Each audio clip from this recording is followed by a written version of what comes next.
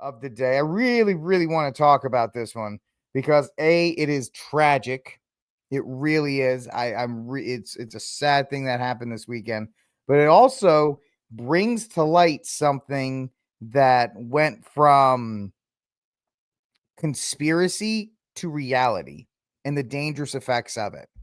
And so here we go from MSNBC.com or NBC. Live update: Texas flooding leaves at least 104 dead missing, including Camp Mystic counselor and campers. At least 104 people are dead across 6 counties. Kerr County officials reported 84 deaths, 56 adults, and 26 children. Flash flood watch: the slow moving and scattered thunderstorms. Flood watches remain in effect today across central Texas. It's going to expire in about 10 minutes, including Hill Country, which experienced a flash flooding. Camp Mystic, the summer camp at the center of the devastating flood that hit the Hill Country over the last 3 days, is grieving over the loss of 27 campers and counselors, and so forth. And the stories that came out over the weekend are just absolutely tragic. And so it begs the question, and I tell people, I've lived here for 17, 18 years. And I told people, hey, man, June and July and August, I hope you enjoy sitting in your house and trying not to sweat, because it's 100 degrees for 90 straight days, and it's just misery. And in the month of June, we got some storms, we got rain. Okay, that's weird. Month of July, okay, it's raining on the 4th of July. It does not rain on the 4th of July very often, and especially to the extent that it happened here. And so the idea is, where is all of this coming from? Well, this is from texas.gov. This is maybe Brian knows this website. Brian, our resident Texas government worker. The TDLR, the Texas Department of Licensing and Regulation. Harvesting the Texas skies in 2022.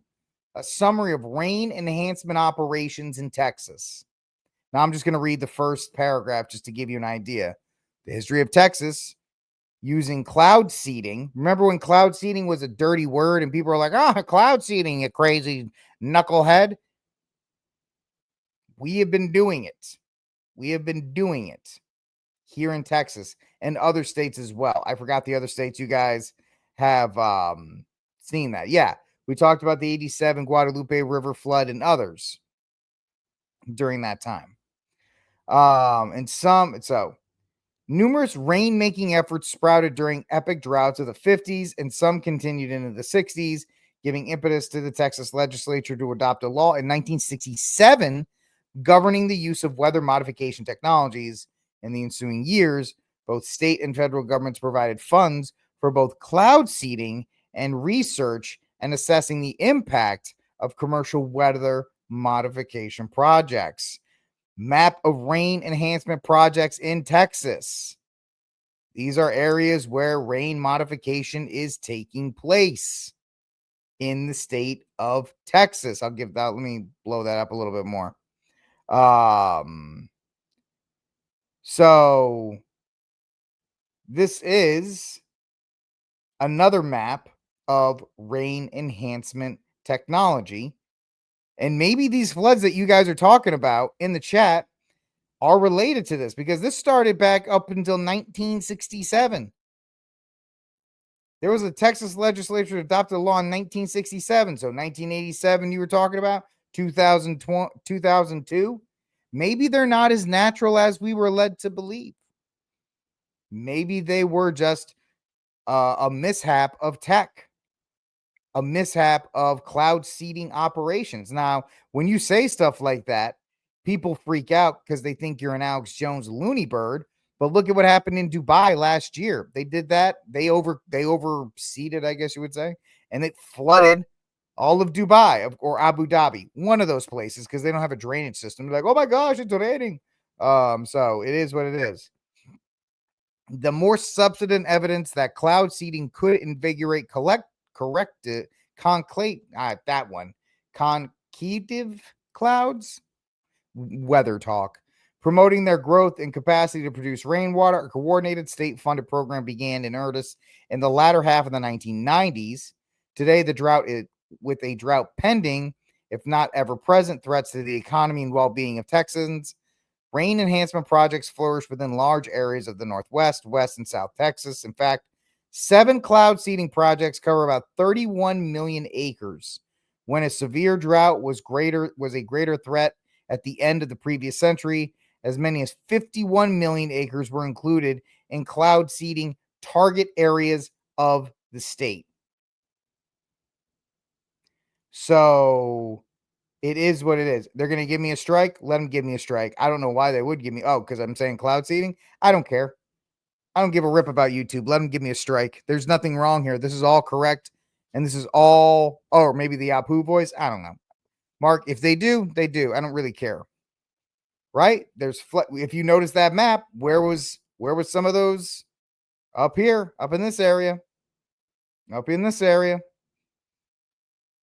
So it's all starting to make sense. And now a little video for you. A natural event? I'm not so sure. There are at least 27 deceased and 20 girls missing after the Guadalupe. Obviously, this video was done over the weekend. It is now up to 104 souls. Guadalupe River unexpectedly surged 26 feet in under an hour in the middle of the night, triggering an unusually catastrophic flash flood that gave nobody any warning. Mainstream media says it was a freak natural disaster. Intense rain, steep terrain, climate change, and bad luck. But they're ignoring one critical detail. The storm didn't move. Listen to the girl in the nerdy glasses. It stayed parked over the same area for nearly 22 hours. Any storm parked in a single area for that long would cause significant damage like this. Check this out. I run a radar show on my website. Whatever, lady. Real quick. Houston. Remember Hurricane Harvey? That storm parked over Houston for 48 hours, which is why that was a pretty devastating flood. Anyway, let this lady plug her website. ArianaMasters.com, where I review tower and trail activity every single day. And look at what I found for my July 3rd show. Radar from July 3rd shows a circular storm cell spinning in place from 8 p.m. Central to almost 8 p.m. yesterday evening on the 4th, with continual rain persisting in the aftermath. At the same time, wind data shows something striking. A total dead zone over central Texas, while normal air currents flowed freely around it. So the question is, what kept the storm from moving? Now here's the science, plain and simple. Storms are powered by low pressure systems that suck in air and moisture. These systems normally travel across regions with the help of jet streams or other large scale winds. But high pressure zones do the opposite. They push air outward and block storms from entering. A storm trying to enter a high pressure zone is like a canoe trying to paddle a boat upstream into a powerful current. So here's where it gets interesting. Technology like can heat the atmosphere using microwave or radio frequency pulses. And when you heat a column of air, it becomes denser, forming an artificial high pressure zone. If you theoretically did this around the edges of a storm system, you could trap it. And if I were headed, I'd say this is possibly what happened over Texas yesterday. Radar shows ring-shaped emissions around the storm. The storm course stayed locked with its edges flared, a known side effect of pressure containment. Wind patterns confirm the storm was surrounded by still air, like a bubble. Climate change wouldn't lock a storm in place for nearly 22 hours, but microwave-induced high pressure can. Look, with 27 dead and dozens of children still missing, once again, it's 104 dead total. We deserve answers. We deserve to know the full truth about what happened over Texas, Lake Tahoe, the Carolinas, and so many other places. Ask why the storm never moved. Ask who controls the towers. Ask why we saw blue rain in Texas and California just before we all started seeing haze everywhere. Ask why 95% of the trails in the continental U.S. stopped the day of the Iranian missile strike and on the days following U.S. aid being cut. I mean, she sounds like she knows what she's doing, so hey, I'll take it. Lot of stuff to digest there, and of course, a lot of that is Rainmaker. Who are the people behind this? Well, the Sean Ryan show said Rainmaker CEO to speak publicly amid cloud seeding scrutiny over Texas floods. And who is the CEO of Rainmaker? Guess what? I'm going to introduce him to you in about, 10 seconds when this thing gets uploaded. So here he is. Justice Rico. I'm the CEO and founder of Rainmaker. We're a cloud seeding company that is enhancing precipitation via advanced radar and also drones for the sake of supplementing water supplies for farms, cities, reservoirs, and wildlife throughout the United States. Our ultimate vision is to end water scarcity, and we've begun that mission already. I'm testifying to not oppose the spirit of this bill, which I think is well-founded, but the current configuration of the bill that I think would. So what he's doing is Florida just passed a law banning what he does.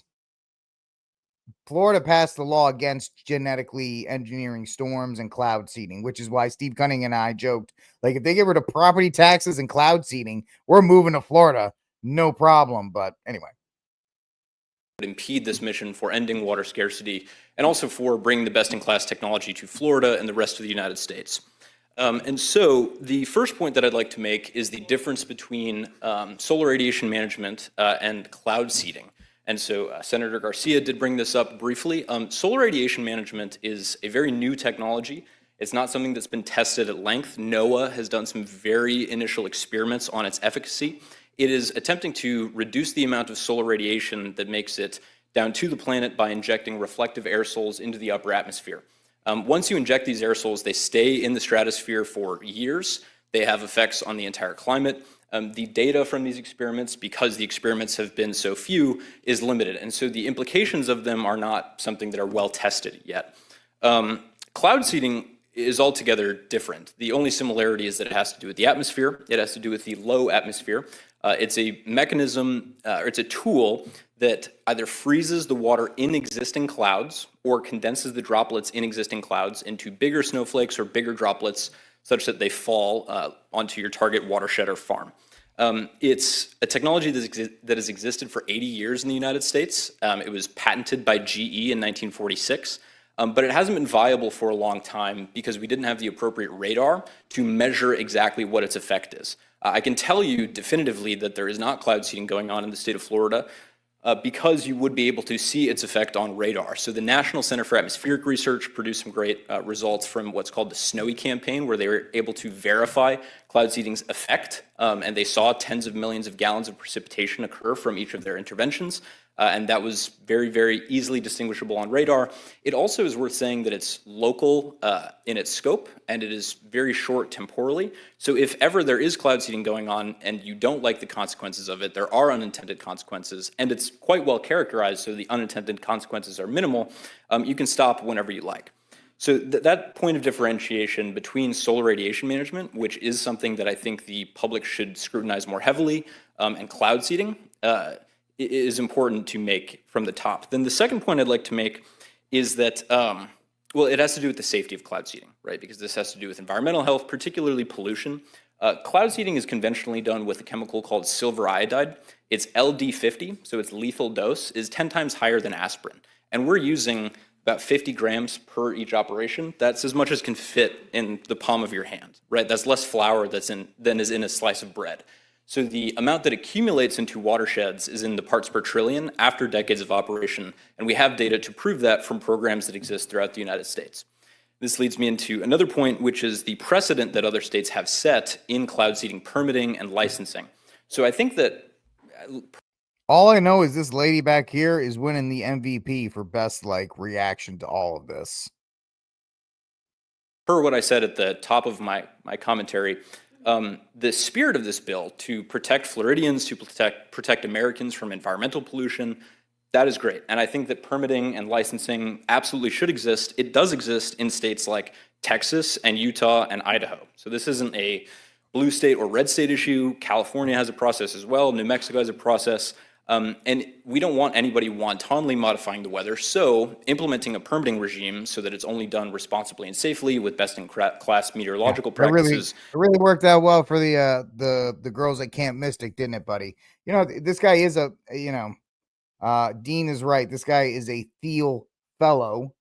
He is from the Thiel House of Technology. So these guys have been messing around and they just raised about $6.3 million in 2024 for more of their operations. So they are continuing to build that up. So you have all that. And then finally, one more map of the rain enhancement project. I'll drop this in the chat so you guys can take a look at this. It's crazy. And the crazy thing is this was a joke before. Not anymore, man. Cloud seeding is real. Cloud seeding is done.